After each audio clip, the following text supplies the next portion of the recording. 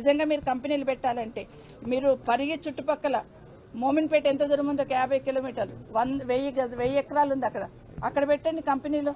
కేసీఆర్ గారు అప్పుడు land acquire చేసి పెట్టినారు. అక్కడ ఏ సమస్యలు లేవు. తీసుకున్న భూమి అట్లాగే ఉంది, అక్కడ పెట్టండి. అదే కాకుండా రాకంచల్రా పరిగికి 10 కిలోమీటర్ల దూరంలో 200 ఎకరాలు ఉంది, ముందు అక్కడ పెట్టండి కంపెనీలు. నంచల్రా దోమ మీరు ఏదనుకుంటున్నారు, నంచల్ర పక్కకే ఉంది. అక్కడ నంచల్రలో ఉంది భూమి ఒక 100 ఎకరాలు, అక్కడ పెట్టండి కంపెనీలు.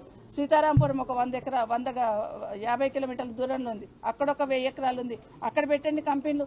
ముందు ఈ ప్లేస్ అంతా కంపెనీలు ఫిల్అప్ అయినాక మీరు ల్యాండ్ ఎక్వైర్ చేసి దానికి ఒప్పుకుంటాం. కానీ అవసరం లేకపోయినా ప్రిస్టేజ్కి పోయి మీరు ఏదైతే భూమి అక్వైర్ చేయాలనుకుంటున్నారో దయచేసి దాన్ని విత్డ్రా చేసుకోండి.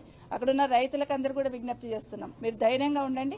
ఖచ్చితంగా బీఆర్ఎస్ పార్టీ మీకు అండగా ఉంటుంది. వాళ్ళు విత్డ్రా చేసుకున్నంత వరకు మా పోరాటం మీ తరఫునే ఉంటుందని కోరుతా ఉన్నాం.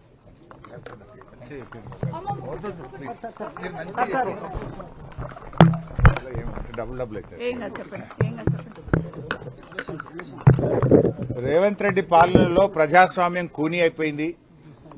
రేవంత్ రెడ్డి గారి మాటల్లోనే ప్రజాస్వామ్యం ఉంది. ఎన్నికల ముందు 6 గ్యారెంటీలు కాదు 7వ గ్యారెంటీ ప్రజాస్వామ్య హక్కు మీకు కల్పిస్తామని ఆ రోజు చెప్పారు. కానీ ఈ రాష్ట్రంలో పరిస్థితి ఏంటంటే ప్రతిపక్షాలు కనీసం ధర్నాలకు వెళ్లొద్దు, రైతుల్ని పరామర్శించొద్దు, ప్రతిపక్షాలు ప్రశ్నించొద్దు, ప్రశ్నిస్తే మీకు అరెస్టులు, మీ మీద ఎంక్వైరీలు, విజిలెన్స్ ఎంక్వైరీ వేస్తాం, సిఐడి ఎంక్వైరీ వేస్తాం, కమిషన్లు వేస్తాం అని ప్రతిపక్షాల మీద ఎదురుదాడికి ప్రభుత్వం పాల్పడతా ఉంది. అంటే ఈ ప్రభుత్వ పనితీరు ఎట్లా ఉందంటే మొన్న అసెంబ్లీలో కాంగ్రెస్ ప్రభుత్వం చేసిన స్కాములు బయటపెడితే అసెంబ్లీ నుంచి మమ్మల్ని సస్పెండ్ చేశారు. ఈ రోజు పరిగిలో మరి కన్నీరు మున్నీరుగా విలపిస్తున్న రైతుల్ని పరామర్శించడానికి మేము వెళ్తా ఉంటే ఈ రోజు మమ్మల్ని అరెస్ట్ చేసి శంషాబాద్ పోలీస్ స్టేషన్ లో పెట్టారు. అంటే ఈ రాష్ట్రంలో ఒక నిర్బంధ పాలన జరుగుతూ ఉంది. ఈ రాష్ట్రంలో రేవంత్ రెడ్డి పాలన ఎట్లా ఉందంటే గడీల పాలన, బేడీల పాలన, నిర్బంధాల పాలన, ఒక గుడ్డి పాలన నడుస్తా ఉంది, ఒక పోలీస్ రాజ్యం నడుస్తా ఉంది. ఇది ప్రజాస్వామ్యానికి అంత మంచిది కాదు.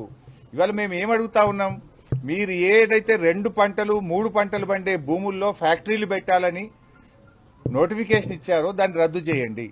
ఏదైనా పనికిరాని భూములు, సాగుకు పనికిరాని భూములు ఎన్నో ఉన్నాయి, అక్కడ పెట్టండి పరిశ్రమలు. ఇవాళ మీరు నోటిఫికేషన్ ఇచ్చిన భూముల్లో పాపం ఎస్సీ బీసీ రైతులున్నారు, పేద రైతులున్నారు, మంచిగా 2 పంటలు పండే భూములున్నాయి. గా భూములు ఎందుకు లాక్కుంటారనే మేము అడుగుతా ఉన్నాం. ఇవాళ మమ్మల్ని అరెస్ట్ చేయాల్సిన అవసరం ఏమొచ్చింది? మేము ప్రజాస్వామ్యబద్దంగా ఆ ఊరికి వెళ్లి ఆ రైతుల్ని ఓదార్చి రైతులకు భరోసా కల్పించడానికి, ధైర్యం చెప్పడానికి వెళ్తా ఉంటే ఇవాళ మమ్మల్ని అరెస్ట్ చేసి గొంతు నొక్కే ప్రయత్నం చేస్తున్నారు. ఇది ఎంతసేపు ప్రజాస్వామ్యం అనిపించుకోదు.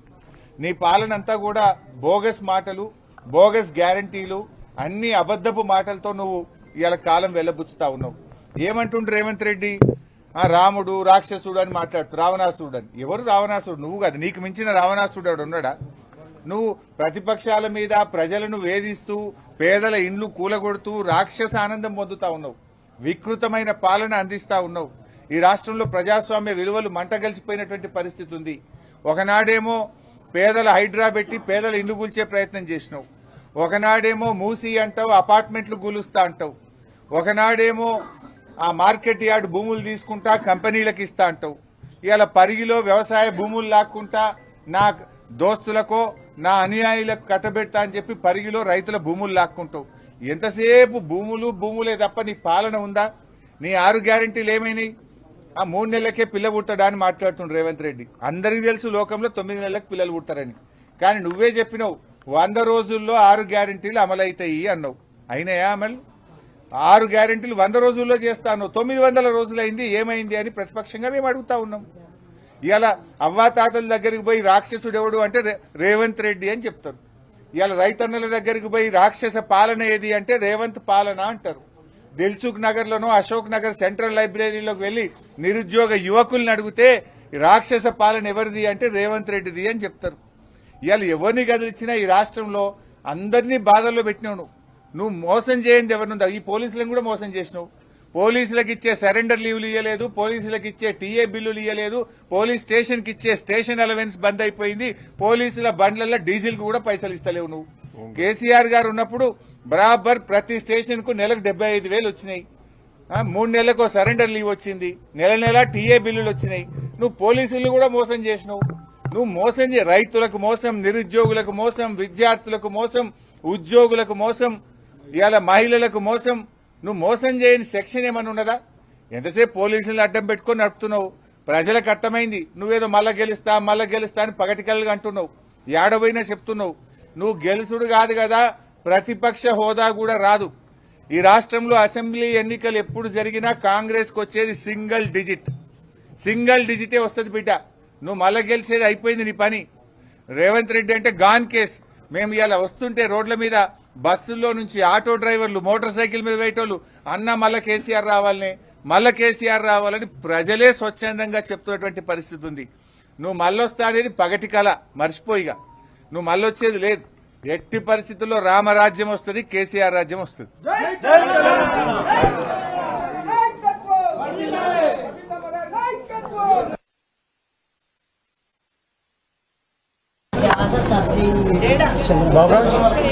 కొడంగల్కి వెళ్ళాలంట రోడ్డు. ఆ రోడ్డు ఈ రోజు మరి ఇచ్చిన పోలీసులకు కంప్లైంట్ ఇచ్చిన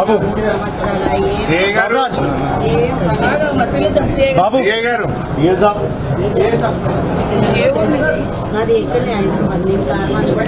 శంషాబాద్లో భూమి